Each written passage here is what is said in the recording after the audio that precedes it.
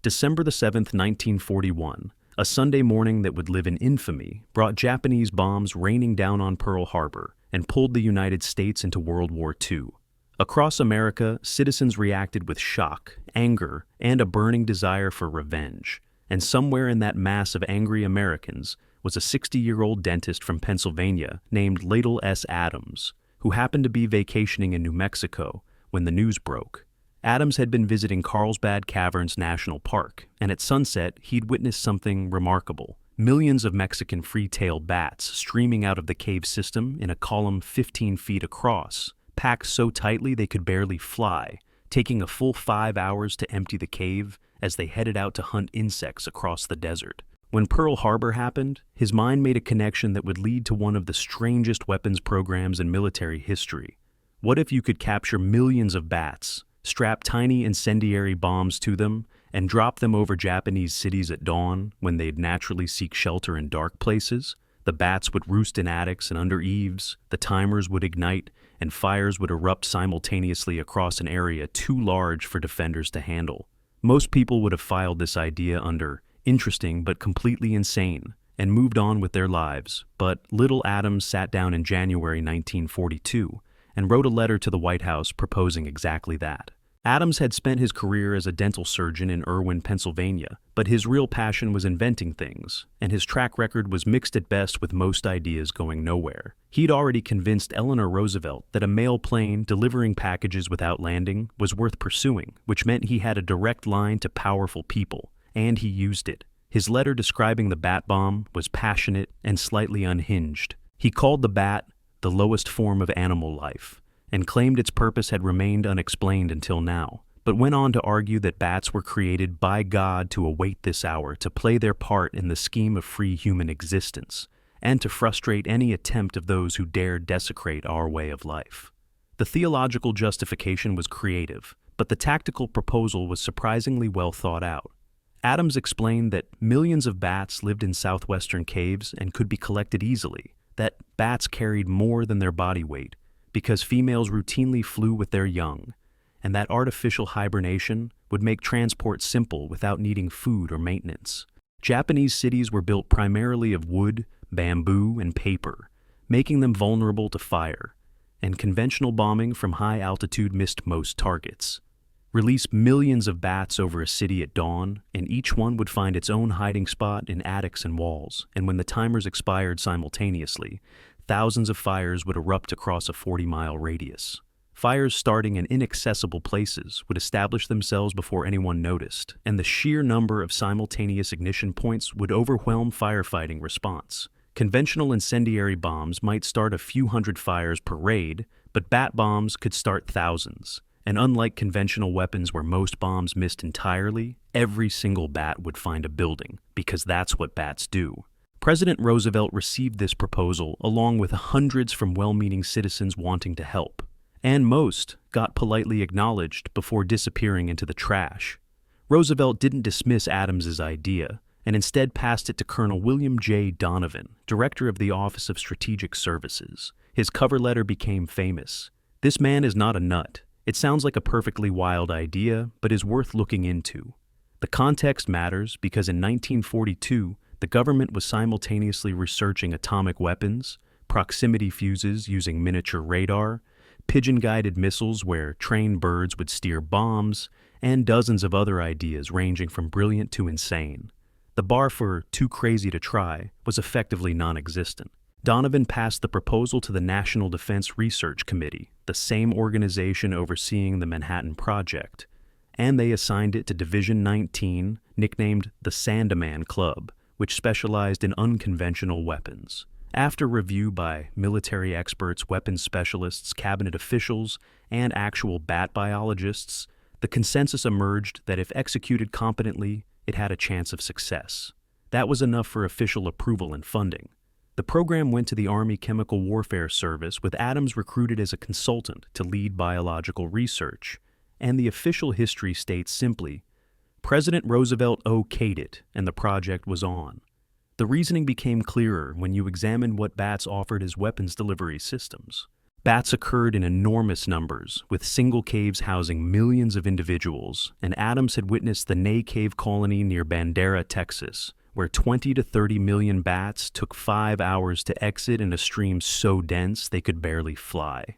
Collecting 1 million bats would be trivial, and female bats routinely carried their young during flight, sometimes twins, which meant even small species could manage payloads equal to or exceeding their body weight. Hibernation was natural for bats, and their metabolism could be slowed through cooling without feeding them, or dealing with 1 million awake bats in confined spaces. They flew exclusively in darkness using echolocation to navigate perfectly, then instinctively sought dark enclosed spaces when dawn approached, which meant bats released over a city would naturally disperse to find hiding spots in buildings, rather than flying away or falling. Japan's cities relied heavily on wood, bamboo, and paper rather than brick or concrete. Roofs were wooden shingles over wooden frames, walls were paper screens or wooden panels, and entire neighborhoods consisted of densely packed wooden structures separated by narrow streets, which made fire a constant threat that could destroy thousands of buildings before firefighters gained control. The tactical advantages over conventional bombing were significant. Heavy bombers at 20,000 feet dropped incendiary clusters that spread fires, but most bombs missed intended targets by hundreds of yards, and defenders could see bombers coming and prepare responses. Bat bombs would be dropped from the same altitude, but instead of a few dozen clusters hitting random locations, thousands of individual bats would each find their own building. The dispersal pattern would cover 20 to 40 miles from the release point, threatening an area vastly larger than conventional weapons. Fires would start simultaneously when timers expired, overwhelming organized firefighting because hundreds of separate fires would be burning across a huge area. And because the fires would ignite in attics and wall cavities, they'd establish themselves hidden from view before anyone noticed smoke. Adams calculated conventional incendiary bombing might start 167 to 400 fires per raid, but a single bat bomb deployment could start 3,000 to 5,000 fires in one attack. The comparison wasn't even close, and if it worked, the bat bomb would be the most cost-effective fire-starting weapon ever conceived. The psychological dimension mattered too. Conventional bombing was terrifying but predictable, with sirens providing warning and shelters offering protection. But a bat bomb attack would be silent and invisible until fires started. No warning, no visible threat, just buildings suddenly erupting in flames simultaneously across an entire city. And the terror of not knowing how fires started or how to defend against future attacks would be immense. Adams also argued bat bombs would cause fewer civilian casualties than conventional bombing because the goal was burning buildings and facilities rather than directly killing people. High explosive bombs killed anyone in the blast radius, but bat bombs would give occupants time to escape once they noticed fire starting. Whether this was true or just rationalization is debatable, but it was part of the pitch. The proposal got approved in March 1942, and the project officially began with a team from the Army Chemical Warfare Service, Army Air Forces, biologists from the Hancock Foundation at the University of California, field naturalists who knew where to find bats, and eventually some of the best chemists and engineers in America. The program would receive the code name Project X-Ray, get classified top secret, and consume more than $2 million before it finished. Adams had sold the government on the bat bomb, and now he had to prove it could work. Selecting the right bat species turned out more complicated than Adams initially assumed. North America hosted dozens of species with wildly different characteristics, and choosing poorly would doom the project before it left the laboratory.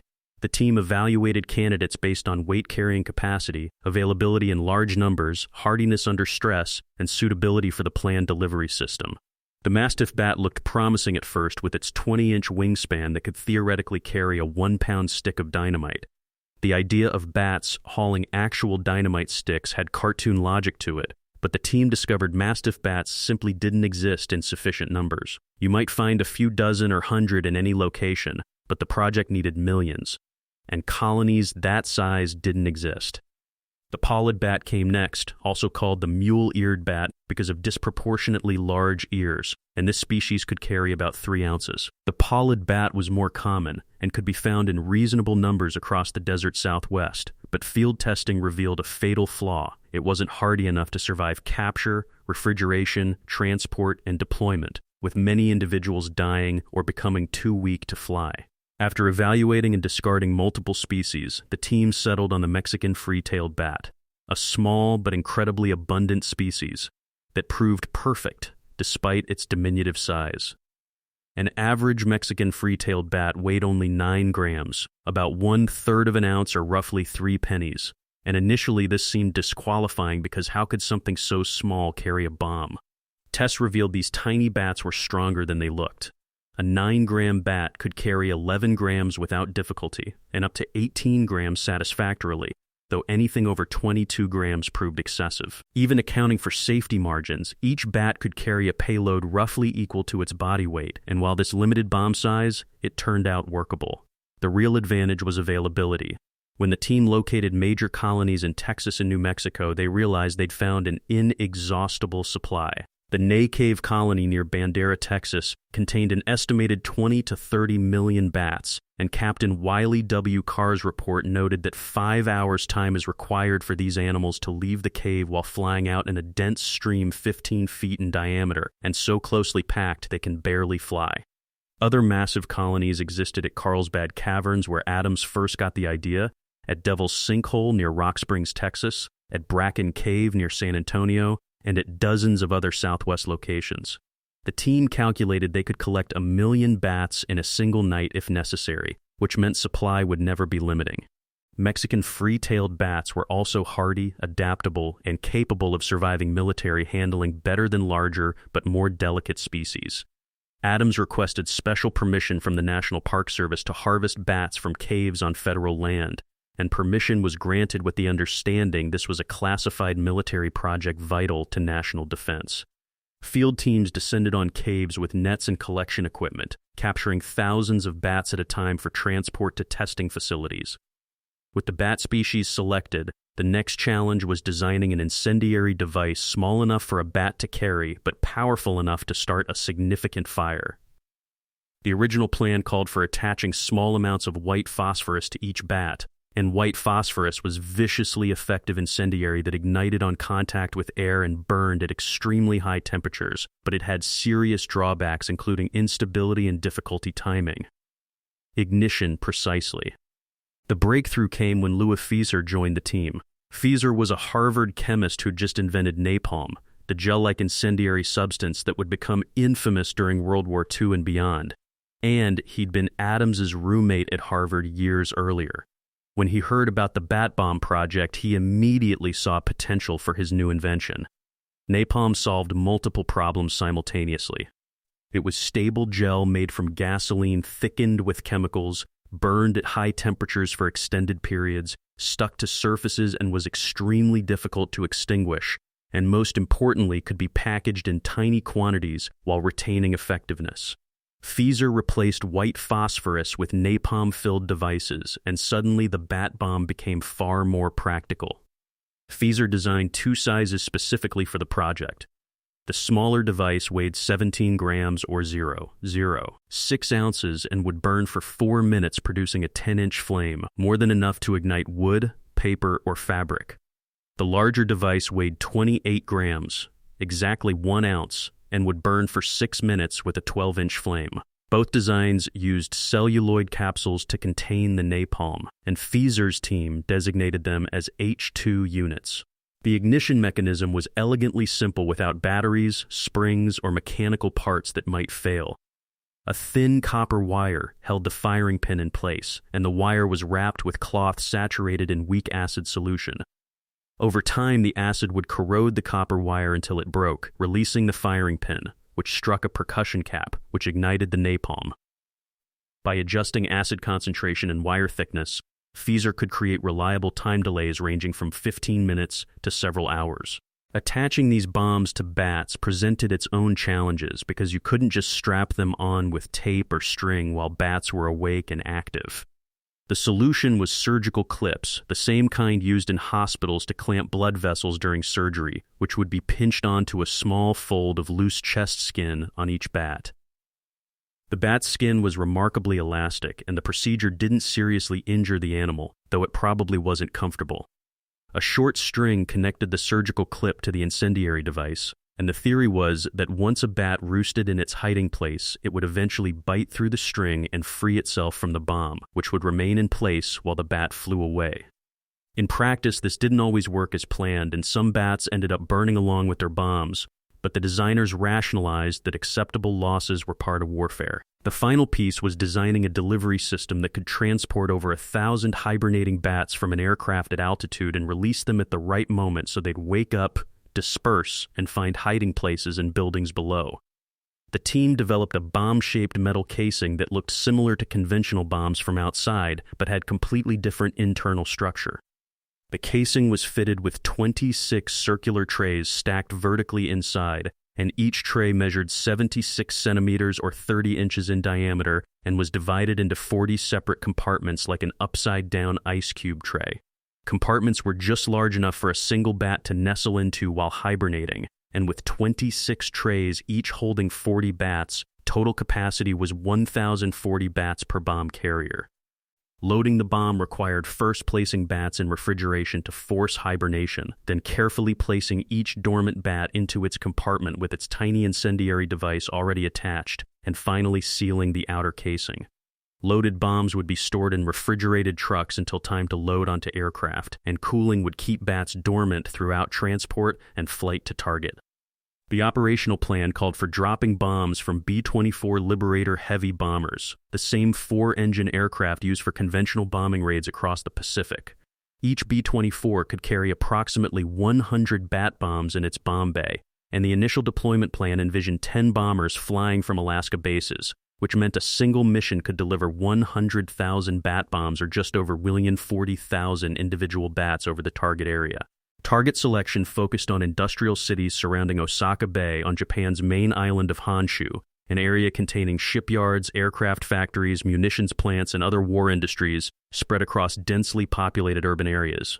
The geography was perfect for bat bombs because industrial targets were widely dispersed rather than concentrated in a single complex, which meant conventional precision bombing was difficult, and area incendiary attacks tended to burn residential neighborhoods while missing factories.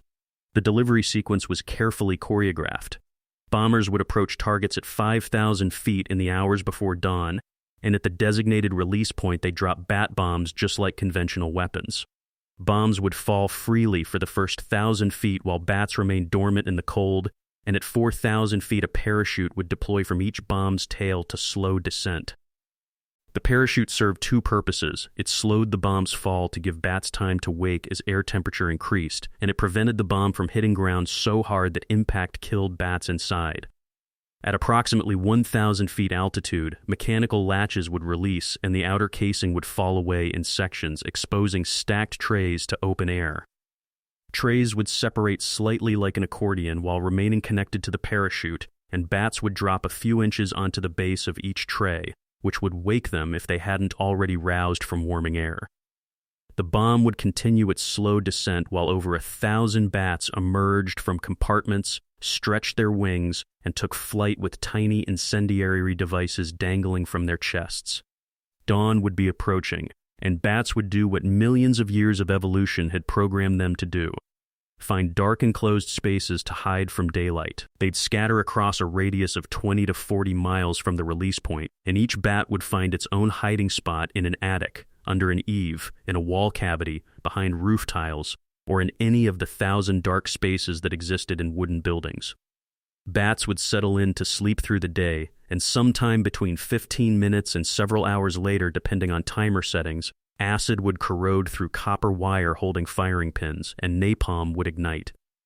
Flames would erupt in attics and wall spaces across hundreds of square miles, and by the time defenders realized what was happening and organized response, fires would be established in dozens or hundreds of buildings simultaneously. The National Defense Research Committee ran calculations comparing bat bombs to conventional incendiary weapons, and the numbers were staggering. Regular incendiary bomb loads might produce somewhere between 167 and 400 fires per mission depending on accuracy and conditions, but the committee's chemists calculated a bat bomb mission would generate between 3,625 and 4,748 fires per equivalent bomb load. That was roughly 10 times more effective than conventional weapons, and fires would be distributed across a vastly larger area, making them nearly impossible to fight. Because bats would hide in inaccessible spaces, fires would start in places firefighters couldn't easily reach even if they responded immediately, and flames would have time to spread within walls and attics before breaking through to where they could be seen and attacked. On paper, Project X-Ray looked like one of the most devastatingly effective weapons conceived during World War II, and it had the advantage of being relatively simple and cheap compared to developing new aircraft, ships, or atomic weapons. $2 million seemed like a bargain if it could burn Japan's industrial capacity to ash, and the project moved forward to testing with genuine optimism that bat bombs would soon be deployed in combat. What nobody fully appreciated yet was that there's an enormous difference between theory and practice, especially when your weapon system involves 1 million flying mammals, each equipped with a bomb, and each making its own independent decisions about where to go and when to bite through the string. Holding its explosive device. The tests were about to teach that lesson in the most spectacular way possible. May 21, 1943 brought the first live test at Muroc Dry Lake in California, a vast desert expanse that would later become Edwards Air Force Base.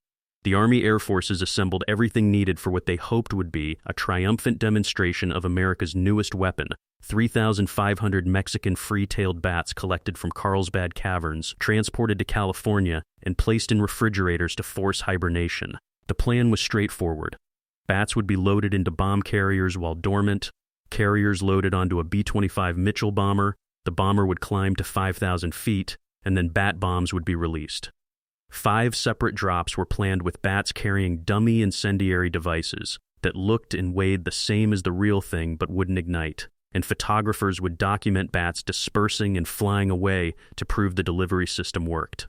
The B-25 took off, climbed to altitude, reached the designated release point, and dropped the first bat bomb. The parachute deployed as designed, the outer casing fell away as planned, trays separated to release the bats, and then everything went wrong. Most bats never woke up from hibernation because cooling had been too effective and the short descent time wasn't enough for them to warm up and regain consciousness, which meant they simply fell to earth and died on impact.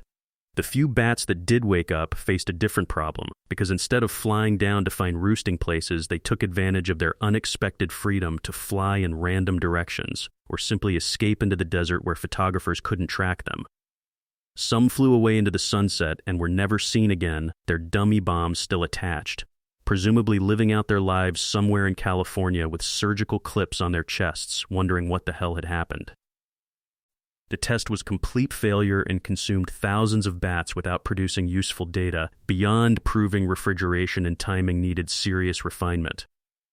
The Army conducted multiple iterations with adjustments to temperature and timing, but results remained poor, and by the time testing concluded at Muroc Lake, the team had gone through more than 6,000 bats with very little to show except corpses and escaped test subjects. Captain Wiley W. Carr, who oversaw the Army's portion of testing, filed reports documenting the problems. Bats were difficult to handle without tearing delicate skin when attaching surgical clips. They didn't wake from hibernation predictably. They flew in unpredictable directions when released, and even when. Everything went right. Many bats simply returned to the building where the team was working rather than dispersing. The Army relocated testing closer to the source of fresh bats, moving operations to the Army Air Force's Auxiliary Airfield at Carlsbad, New Mexico, just miles from Carlsbad Caverns where millions of bats could be collected as needed.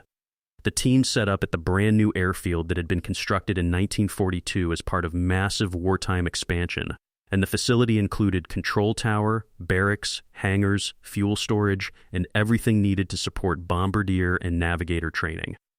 Proximity to unlimited bats helped, and the team developed better techniques for inducing hibernation by placing bats in ice cube trays and cooling them to specific temperatures that put them in dormant state without freezing them solid.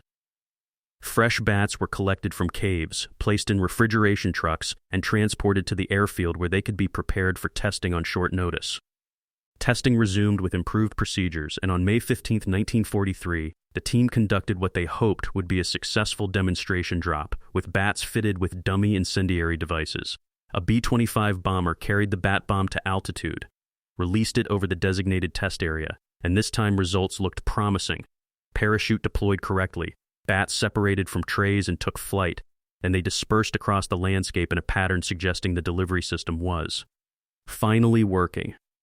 The Signal Corps photographers assigned to document the test had been positioned to capture footage of bats dispersing, but unexpectedly strong wind carried bats farther away than planned, and photographers missed most of the action.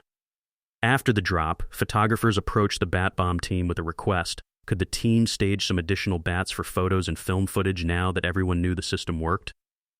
The team agreed and began preparing more dormant bats for photographs, but this time they attached live incendiary devices instead of dummy bombs, because photographers wanted to demonstrate the complete system, including timers and ignition sequence.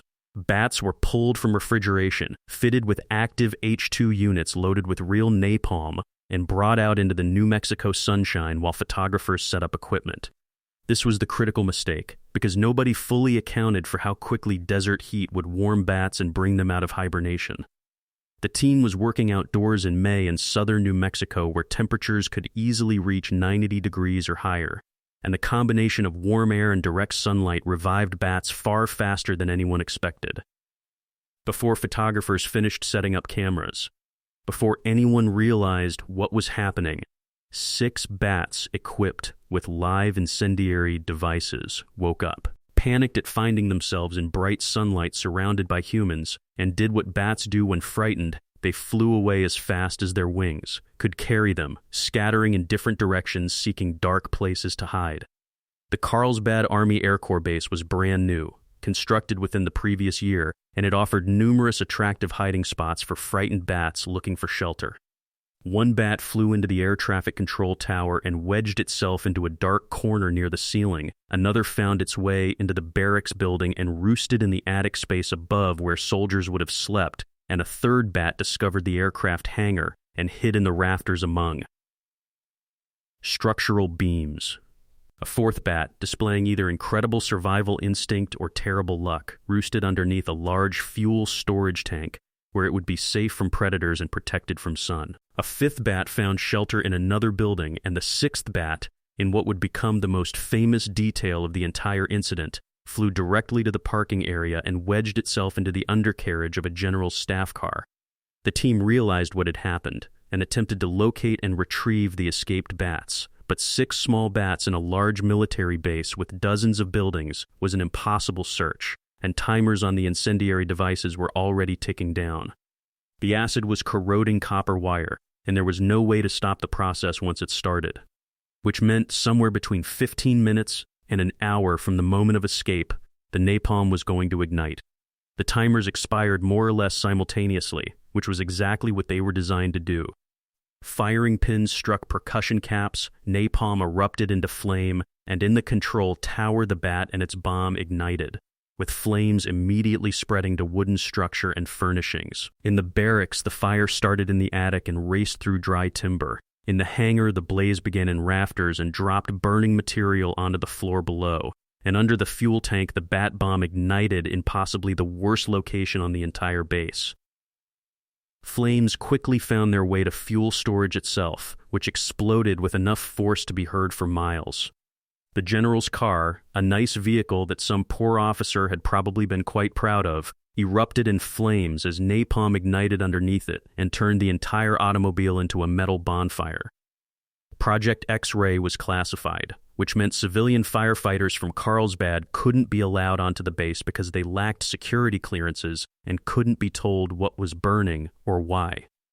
Base personnel had to fight the fires themselves with whatever equipment was available, and by the time they got flames under control, the damage was catastrophic. Control tower destroyed and reduced to a burned-out shell that would need complete rebuilding. Barracks building a total loss burned to its foundation. Hangar heavily damaged, requiring extensive repairs. Several other structures sustaining fire damage from embers and spreading flames. Fuel tank a smoking crater, and the general's car a twisted wreck of melted metal and charred upholstery. The team surveyed the destruction in shock, and there was serious discussion about whether this disaster would end the project entirely because they just burned down a significant portion of a brand new military airfield using exactly 6 bats. Not 600, not 6,000, just 6 individual bats equipped with bombs had caused millions of dollars in damage and destroyed critical infrastructure the Army desperately needed for training bombardiers and navigators. Lytle Adams, to his credit or perhaps revealing his fundamental inability to acknowledge failure, saw the disaster differently.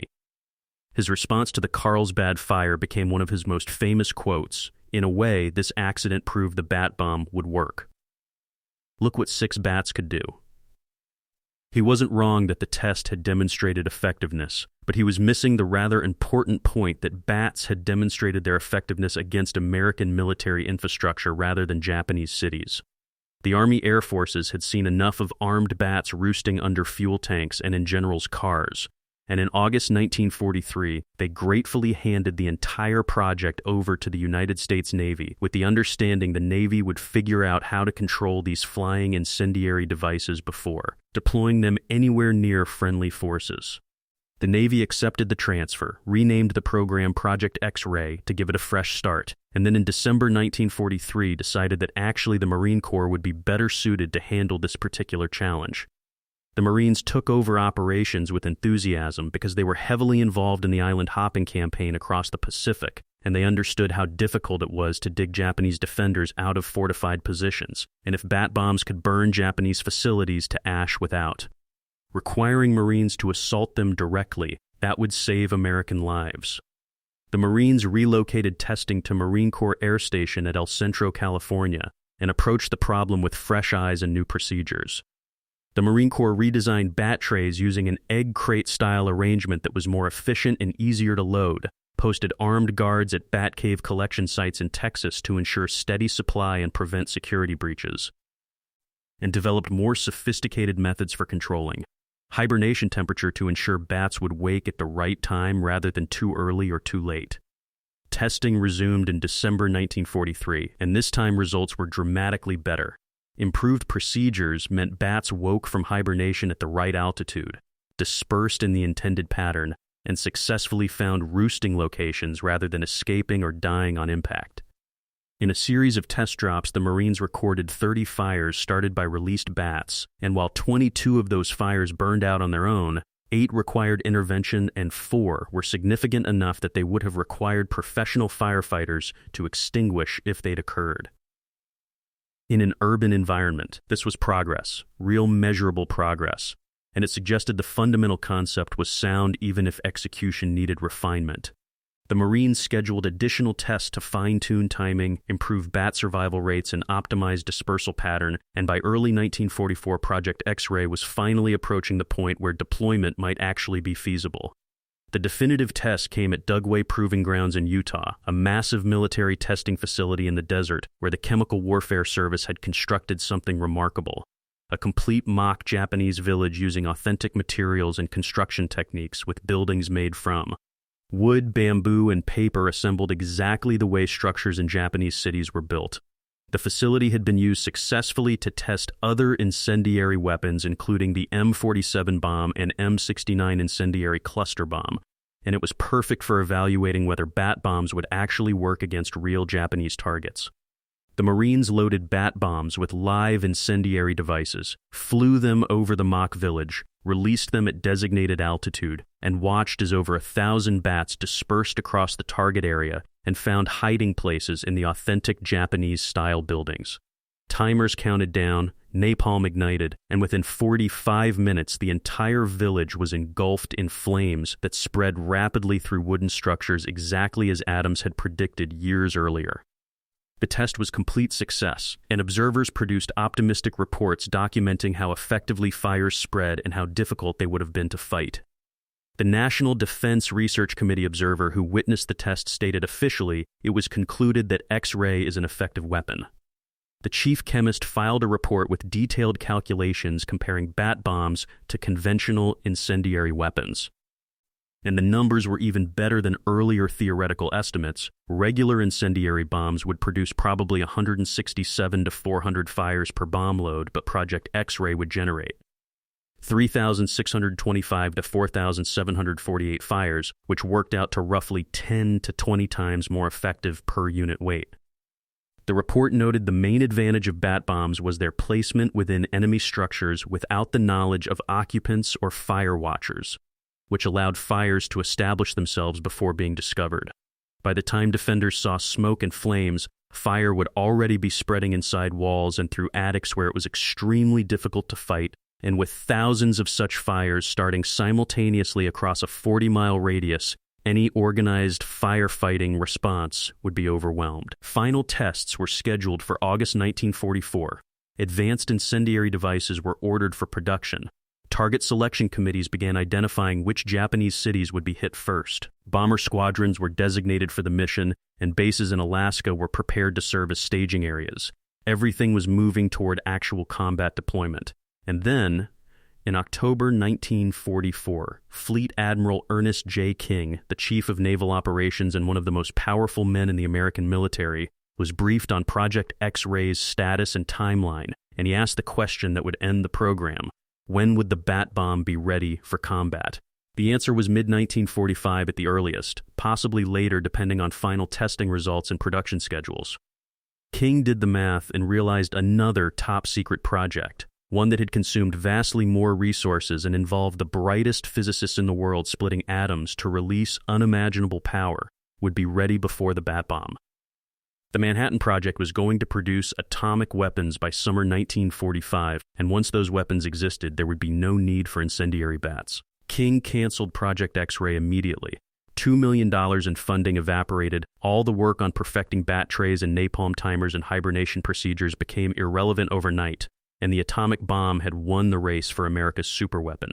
Adams was devastated. He'd spent years developing this weapon, had proven it worked, had overcome countless technical challenges, and now it was being discarded not because it failed, but because something even more destructive had succeeded. He maintained for the rest of his life that bat bombs would have been more effective than atomic weapons at achieving strategic goals without massive civilian casualties. Think of thousands of fires breaking out simultaneously over a circle of 40 miles in diameter for every bomb dropped, Adams argued. Japan could have been devastated, yet with small loss of life. Whether he was right is impossible to know because the bat bomb never got its chance to prove itself in combat. Project X-ray disappeared into classified archives. Remaining bats were released back into the wild. Specialized equipment was dismantled or destroyed, and the few people who knew about the program were ordered to never discuss it. The strangest weapon of World War II had burned down an American airfield, successfully destroyed a mock Japanese village, and then vanished without firing a shot in anger. The Marine Corps tests at WWII Proving Grounds represented everything the bat bomb was supposed to be. Watching that mock Japanese village burn to ash in less than an hour demonstrated Adams' crazy idea actually worked when executed properly. And observers who witnessed bats dispersing, finding hiding spots in authentic wooden structures, and then igniting simultaneously couldn't deny the weapon's potential. The National Defense Research Committee's official assessment was unambiguous. Project X-ray was an effective weapon. The chief chemist's calculations showed it was 10 to 20 times more efficient at starting fires than conventional incendiary bombs. And instead of a few hundred fires per raid, you'd get thousands. Instead of hitting a concentrated area, you'd cover 40 square miles. And instead of giving defenders time to prepare, you'd overwhelm them with simultaneous ignition. More tests were scheduled for mid-1944. Advanced incendiary devices were already on order, and refinements to the delivery system were underway. The Marine Corps had solved the problems that plagued the Army's early attempts. Bat survival rates were acceptable, dispersal patterns matched predictions, and hibernation procedures were reliable enough for operational use. Target selection committees began identifying Japanese cities for the first attacks, bomber squadrons were designated, and Alaska bases prepared to serve as staging areas.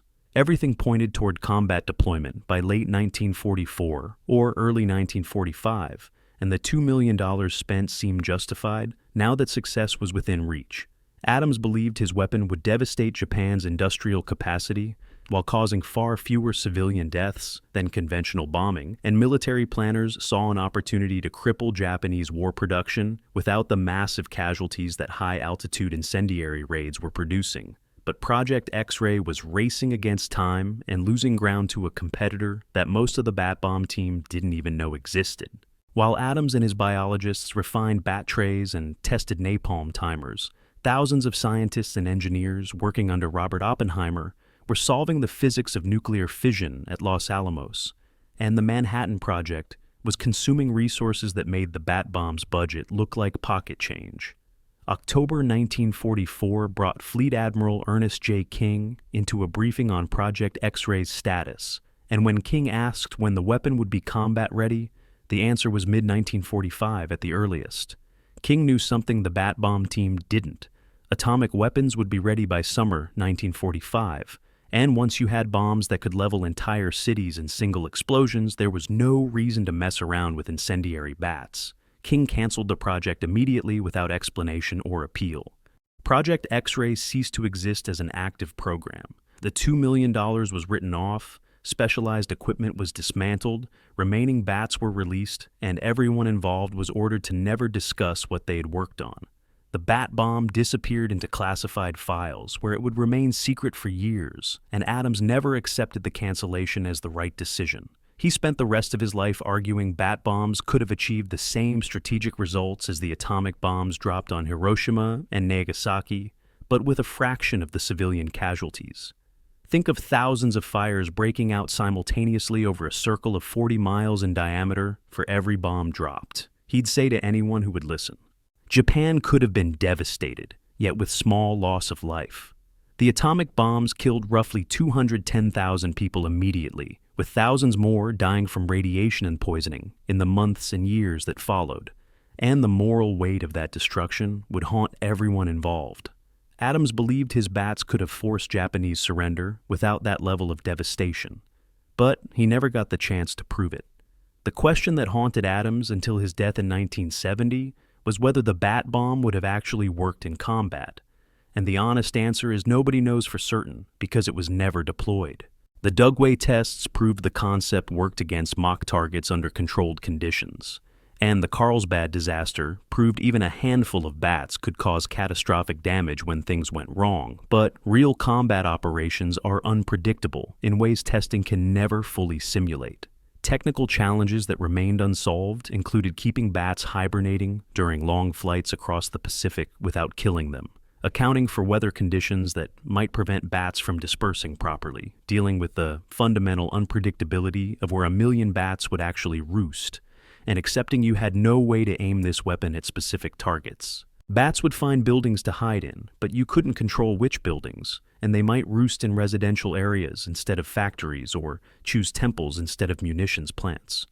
But conventional bombing from 20,000 feet was also wildly imprecise, and most bombs missed their intended targets by hundreds of yards or more, so the bat bomb's randomness wasn't necessarily a weakness. The whole point was creating overwhelming numbers of fires across such a large area that firefighting became impossible, and for that purpose, it didn't really matter which specific buildings burned, as long as enough of them burned simultaneously. The comparison to atomic weapons remains debatable. Hiroshima and Nagasaki demonstrated such overwhelming destructive power that Japan surrendered within days, and the psychological impact of cities being erased in single explosions convinced even the most fanatical military leaders that continuing the war was pointless. Bat bombs might have prolonged the conflict by failing to deliver that psychological shock, which could have cost more Allied lives and more Japanese lives in the long run. Adams maintained until his death that his weapon would have been more humane, but humane is a strange word to use for any weapon designed to burn cities, and whether starting thousands of small fires is morally superior to dropping one enormous bomb is a philosophical question with no clear answer. The project remained classified for years after the war ended, but eventually the story leaked out and Jack Coofer, a young filmmaker who'd been drafted into the Army and assigned to the Bat Bomb team, published a book titled Bat Bomb that revealed the full bizarre history. Coofer went on to make dozens of nature documentaries in his later career, but he never forgot his time working on Project X-ray. Adams continued inventing after the war with his usual mix of creativity and impracticality, proposing a fried chicken vending machine and a scheme to reseed burned prairies by scattering synthetic grass seed from airplanes. None of his post-war inventions achieved anything approaching the serious consideration given to the bat bomb, and when he died in 1970 at age 89, his obituaries focused on his dental career rather than his brief moment as a weapons designer. The strangest postscript is that the U.S. military's interest in bats never completely died. Modern researchers study bats for bioweapons defense because bats can carry horrific viruses like Ebola, Marburg, and various coronaviruses without getting sick themselves. And understanding bat immunity could help defend against biological terrorism. The echolocation systems bats use for navigation have inspired military sonar and radar applications, and biomimicry based on bat wing structures has influenced aircraft design. Project X-ray cost $2 million, consumed 3 years of effort, employed some of the brightest minds in America, successfully demonstrated that weaponizing bats was technically feasible, burned down a military airfield, destroyed a mock Japanese village, and then disappeared into history without ever being used in combat. It remains the strangest weapon seriously developed during World War II, a testament to the fact that desperate times produce desperate ideas and that the line between genius and madness becomes very thin when the stakes are high enough. One dentist's vacation to see bats in a cave turned into a top-secret military program that came within months of deploying 1 million incendiary bats over Japan. 6 escaped bats burned down an airfield. 1,000 bats destroyed a mock village, and nobody will ever know what 1 million bats could have done because the atomic bomb got there first. The bat bomb proved that in war, no idea is too strange to consider, that sometimes crazy ideas actually work, and that success in testing doesn't guarantee deployment if something better comes along. Adams was right that his weapon could have devastated Japan, but he never got to prove whether it would have ended the war or just prolonged it. The bats returned to their caves, the project files were sealed, and America won the war with atomic fire instead of incendiary mammals. Project X-ray became a footnote, a strange story that sounds too bizarre to be true, and a reminder that World War II produced weapons ranging from the brilliant to the absolutely insane, and sometimes it was hard to tell which was which until you tried.